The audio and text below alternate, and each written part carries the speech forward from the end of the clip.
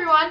Thanks for tuning into the second video for Belle Let's Talk. Today we're going to be talking about stigma and ways to challenge it. What is stigma? First of all, I think it's important to differentiate between stigma and discrimination. Stigma is defined as a mark of disgrace associated with a particular circumstance, quality, or person. Simply put, it is a negative stereotype. Discrimination, on the other hand, is the behavior that results from stigma. Discrimination is unfair treatment due to a person's identity. This can include their race, their sexual expression, their gender identity, their age, their marital situation, their family situation, or their disability, including mental disorders. Acts of discrimination can be overt or undisguised, or covert, which means openly acknowledged. Under the Ontario Human Rights Code, every person is entitled and has the right to equal treatment with regards to goods, services, and facilities without discrimination due to their identity. Often, individuals with mental illnesses are faced with multiple intersecting layers of discrimination as a result of their mental illness, but also their identity. For example,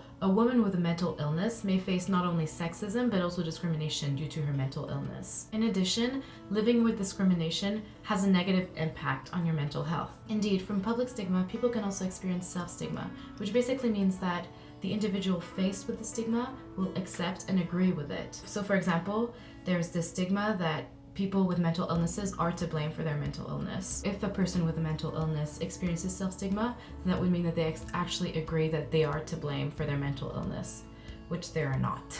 So as you know, Belle Let's Talk is an open conversation about mental health, and this open conversation is meant to reduce the stigma surrounding mental health. According to the World Health Organization, mental health is defined as a state of well-being in which every individual realizes his or her own potential, can cope with the normal stresses of life, can work productively and fruitfully, and is able to make a contribution to her or his community. It's important then to realize that people suffering from a mental illness or struggling with their mental health are not able to function as they normally would. In order to help people struggling with mental health, it's important to get rid of the stigma that is surrounding it.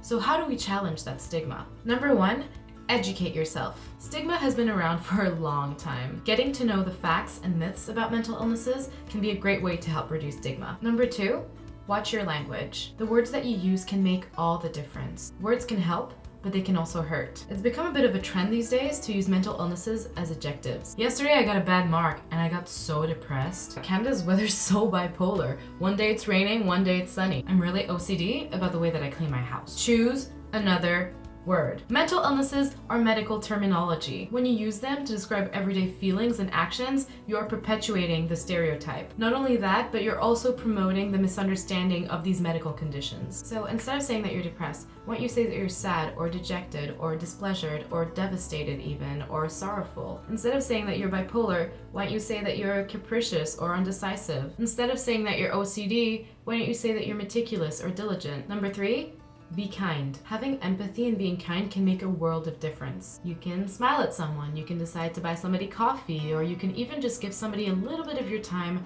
to stop and listen to what they have to say. Number four, listen and ask. Mental illness is a very common form of human pain and suffering. Being a good listener, asking how you can help, or even just being there for somebody that you care about can sometimes be the first step in recovery. Saying things like, "You'll get over it," and "just relax," can really minimize how a person is actually feeling. For example, you wouldn't tell somebody with the flu to just get over it. You wouldn't tell somebody with cancer that they're not even trying to get better. And you wouldn't tell somebody with diabetes that maybe if you change your mindset, you wouldn't have diabetes.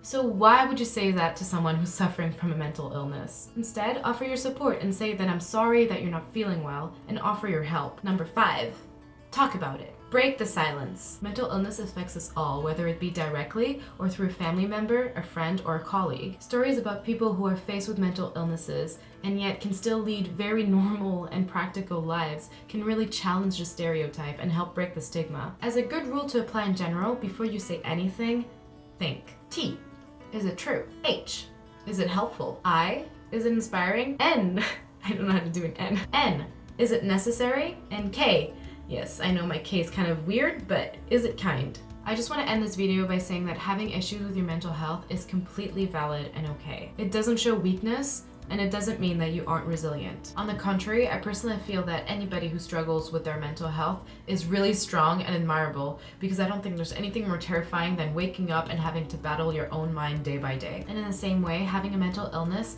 is not your fault, and it doesn't define you. It does not determine what you can or cannot do. Don't give in to stigma. Thank you so much for watching, and make sure that you tune into my next video, which will be published on January 20th. In that video, we'll be talking about daily checkups with your mental health, as well as the 5 ways to well-being and the resources that you can use. Bye!